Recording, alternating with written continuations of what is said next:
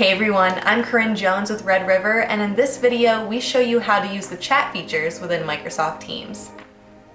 To get started using the chat feature with Microsoft Teams, you'll first want to start by selecting the chat icon on the left-hand side. In this column, you'll be able to see all of your contacts and recent chats. Within each chat, you have the ability to create messages, you have the ability to attach files, insert emojis or GIFs, and you can also make a call right from within this chat platform.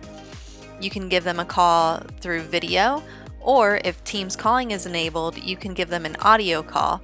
You can also share your screen within this chat for easy collaboration. If at any moment you'd like to add someone else into the chat, you can simply enter their name right here.